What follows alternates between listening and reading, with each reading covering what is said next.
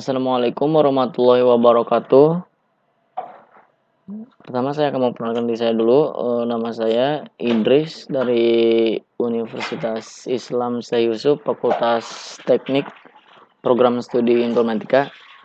Nah, video kedua yang saya buat itu kali ini saya akan membahas tentang model penerapan etika teknologi informasi pada sebuah organisasi atau sebuah perusahaan.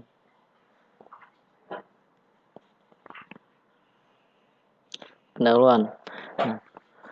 Manusia adalah makhluk sosial yang membutuhkan interaksi dan berkomunikasi di antara sesamanya. Maka mulailah manusia mencari dan menciptakan sesuatu, mulai dari bahasa, melukis, bentuk, di dinding goa, isyarat tangan, isyarat asap, isyarat bunyi, dan lain sebagainya. Nah, sampai dengan telepon dan internet, sehingga terciptalah sesuatu yang lebih dikenal dengan istilah sistem.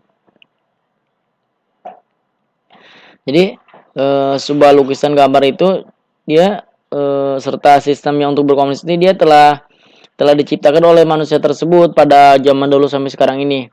Nah, pada zaman sekarang ini dikenal dengan istilah teknologi informasi atau dalam bahasa Inggris information technology atau disingkat dengan IT. Nah, kita nostalgia pada zaman dulu.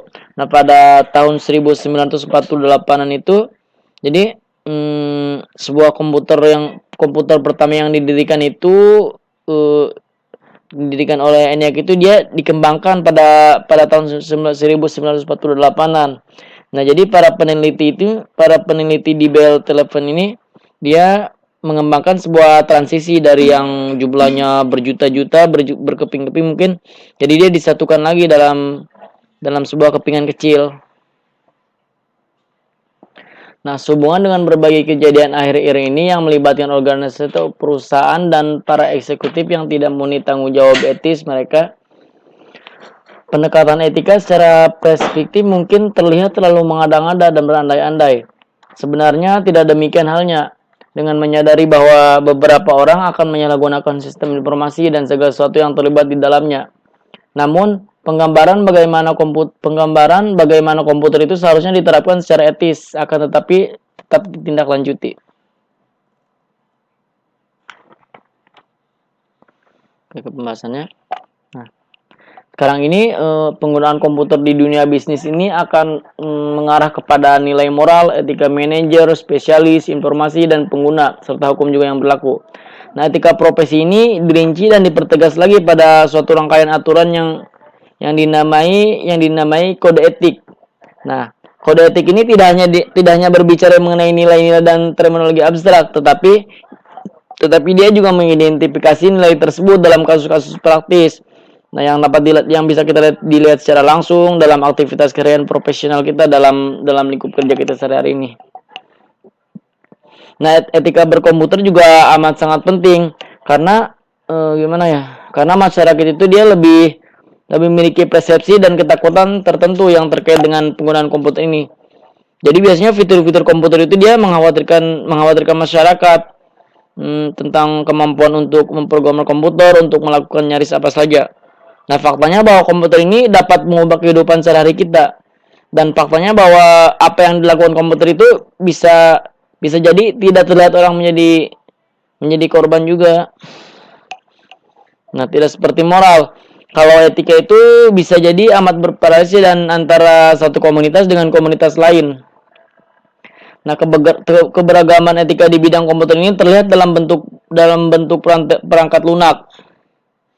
Dalam bentuk perangkat lunak bajakan ya. Atau variety software. Jadi, perangkat lunak ini biasanya dipublikasikan secara ilegal dan kemudian digunakan untuk dijual. Nah, kasusnya ini terjadi di Amerika Serikat. Jadi, pada angka lalu itu dari 21% dia melonjak menjadi 32% kasus software ilegal ini. Terlebih lagi di negara Cina. Kalau negara Cina ini maksudnya dia menggunakan hampir 90% itu softwarenya itu ilegal. Ini kita membahas dengan pengertian etika.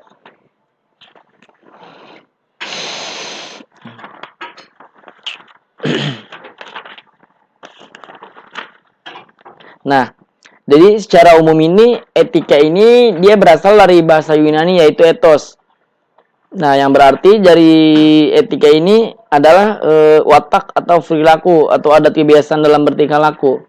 Nah, jadi etika ini adalah sekumpulan kepercayaan standar atau teladan yang mengarahkan yang merasuk ke dalam seorang atau masyarakat.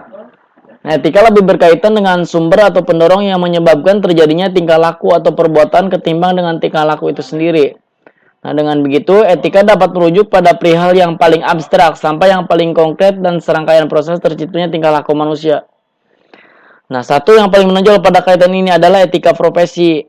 Jadi, etika profesi itu merupakan upaya para profesionalisme yang menghimpun, menata dan membangun kesepakatan tentang batasan-batasan yang harus dihati-hati dalam lingkup profesi tersebut.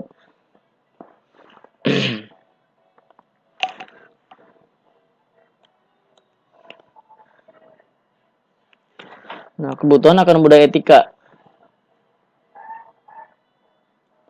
Nah, opini yang dipegang secara luas di dunia bisnis ini adalah bahwa bisnis itu merefleksikan kepribadian dari pemimpinnya. Nah, sebagai contoh, pengaruh James K. Spence pada J. Spence, Colonel John Peterson di National Cash Register. Jadi, di BM ini menentukan kepribadian dari perusahaan-perusahaan tersebut. Nah, jika perusahaan itu dituntut untuk berlaku etis, maka manajemen tingkat tinggi itu harus bersikap etis juga dalam sesuatu yang dilakukannya. Nah, manajemen tingkat atas harus memimpin melalui contoh. Perilaku ini disebut dengan budaya etika atau ethics kultur. Kebutuhan akan budaya etik ini terhadap penggunaan teknologi informasi didasari pada dampak-dampak yang terlihat dan dirasakan oleh setiap individu yang berada di organisasi dan di luar organisasi. Ini pengertian model. Jadi model ini merupakan presentasi atau abstraksi sederhana dari suatu realitas. Nah, yang begitu kompleks, model ini mewakili suatu objek atau aktivitas yang disebut entity atau entitas. Nah, model ini dipakai agar realitas yang begitu kompleks tersebut dapat disederhanakan untuk dapat digambarkan secara tepat dan karena banyak dari kompleksitas tersebut secara aktual tidak relevan untuk memecahkan masalah tertentu. Nah, model dapat dipresentasikan sistem atau masalah dengan berbagai tingkat abstraksi. Nah, ini macam-macam model untuk satu organisasi perusahaan. Yang pertama, model fisik atau physical model. Jadi dia ini model fisik ini dibuat untuk mencapai suatu tujuan yang tidak dapat dipilih oleh benda sesungguhnya. Nah, sebagai contoh nih, misalkan model fisik ini memungkinkan desainer untuk mengevaluasi desain objeknya seperti pembuatan suatu prototipe mobil dan membuat perubahan-perubahan sebelum konstruksi sesungguhnya. Nah, ini jelas ini akan sangat menghemat waktu dan uang juga. Nah, yang kedua adalah model narasi atau narrative model. Jadi naratif model ini dibuat untuk menggambarkan entitas dengan kata-kata yang terucap dan tertulis. Nah, selanjutnya model grafis atau graphic model. Jadi grafik model itu dia menggambarkan entitas dengan kata-kata yang terucap atau tertulis. Jadi si pendengar atau pembaca itu dia dapat lebih memahami lagi entitas tersebut dari naratifnya. Nah, kemudian model matematis atau mathematical model. Nah, jadi dia lebih menggunakan kepada rumus-rumus atau persamaan-persamaan matematika. Nah, model matematis ini dia juga memiliki kemampuan prediktif.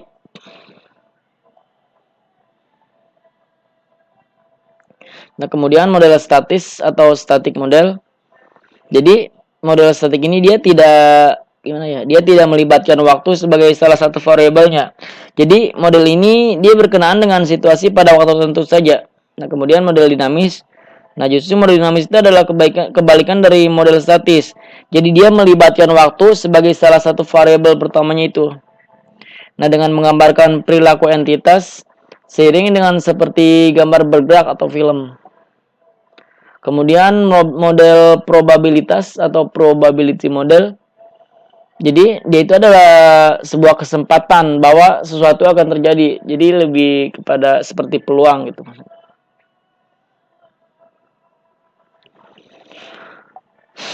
Nah, di sini model teknologi informasi yang beretika.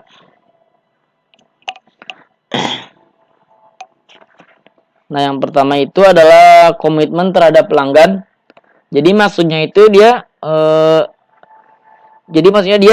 menyediakan barang jasa yang berkualitas dan inovatif, dan secara teknologi itu dia merespon kebutuhan mereka saat ini.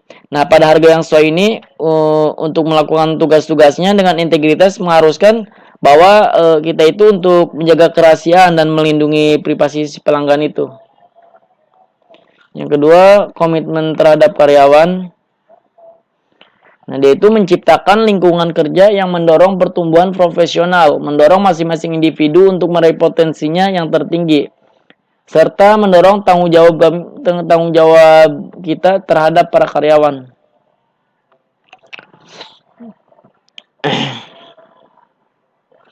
Kemudian komitmen karyawan terhadap perusahaan. Nah, sebagai karyawan, kita maksudnya berusaha harus lebih memahami lagi dan mematuhi kebijakan dan tujuan perusahaan itu. Jadi gimana ya?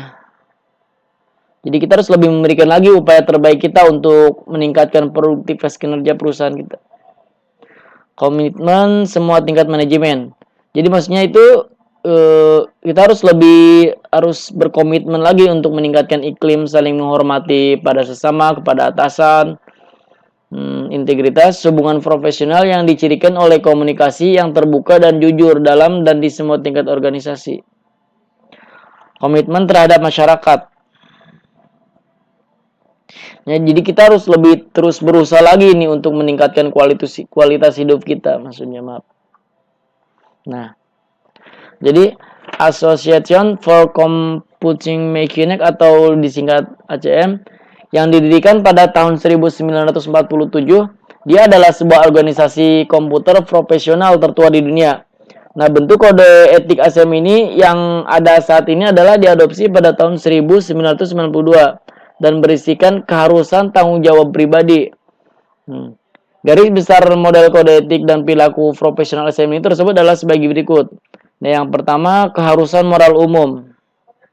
Jadi maksudnya itu berkontribusi kepada masyarakat dan kesejahteraan manusia. Jadi dia itu tidak mencelakai orang lain, misalkan bersikap jujur dan dapat dipercaya. Juga dia bisa berlaku adil dan bertindak tanpa diskriminasi. Kemudian tanggung jawab profesional yang lebih spesifik. Jadi maksudnya kita harus lebih berusaha lagi untuk mencapai kualitas dan efektivitas kita. Nah, dan kehormatan yang tertinggi baik dalam proses dan hasil dari kerja profesional ini. Kemudian keharusan pemimpin organisasi menyampaikan tanggung jawabnya. Nah, sosial para anggota unit organisasi ini, jadi dia mendorong penerimaan tanggung yang dipengaruhi oleh sistem kompetensi. Jadi maksudnya dia itu harus suatu organisasi ini harus lebih mempelajari lagi berbagai prinsip-prinsip keterbatasan sistem komputer. Kemudian kepatuhan terhadap kode etik. Nah, di sini model-model yang harus diberlakukan kepada seluruh karyawan yang berada dalam organisasi perusahaan itu poin-poinnya adalah jadi yang pertama melakukan semua kegiatan tanpa kecurangan. Nah, hal ini mencakup pencurian atau penyalahgunaan uang atau peralatan pasukan. Jadi kita itu harus lebih melakukan semua kegiatan itu dengan penuh jujur tanpa kecurangan. Maaf. Yang kedua, menghindari segala tindakan yang mengkompromikan integritas mereka. Jadi maksudnya misalnya dalam hal ini nih, misalnya pemalsuan catatan dokumen dan modifikasi program dan file produksi. Tapi jadi ini sangat tidak boleh dilakukan. Kemudian yang ketiga, menghindari segala tindakan yang mungkin menciptakan situasi berbahaya. Selanjutnya, tidak menggunakan alkohol atau obat terlarang saat bekerja dan tidak bekerja di bawah pengaruh alkohol atau obat terlarang itu. Kemudian memelihara hubungan yang sopan dan profesional dengan para pemakai, rekan kerja dan penyelia. Nah, berpegang pada peraturan kerja dan kebijakan pengupahan lainnya. Kemudian melindungi kerahasiaan atau informasi yang peka mengenai posisi persaingan perusahaan rahasia dengan atau aktivitas. Kemudian melakukan praktek bisnis yang sehat dalam mengolah sumber daya manusia, pengguna komputer atau jasa luar. Oke, penutup. Nah, kebutuhan akan budaya etika terhadap penggunaan teknologi informasi didasarkan pada dampak-dampak yang terlihat dan dirasakan oleh setiap individu yang berada di organisasi dan di luar organisasi. Nah, model kode etik perilaku profesional ASM dan model kode etik profesional teknologi informasi berdasarkan standar IEEE mungkin dapat dijadikan sebagai referensi atau pembanding terhadap teknologi informasi yang beretika ini. Jadi, bagaimana dengan organisasi atau perusahaan Anda? Apakah telah mempunyai suatu model etika atau mungkin masih dalam tahap merencanakan atau mungkin sudah tahap merancang? Jika mungkin dapat menjadikan model-model yang telah diberikan untuk dapat dipakai dalam organisasi perusahaan Anda. Oke, mungkin cukup sekian dan terima kasih. Mohon maaf jika ada salah-salah kata, kurang lebihnya. Assalamualaikum warahmatullahi wabarakatuh.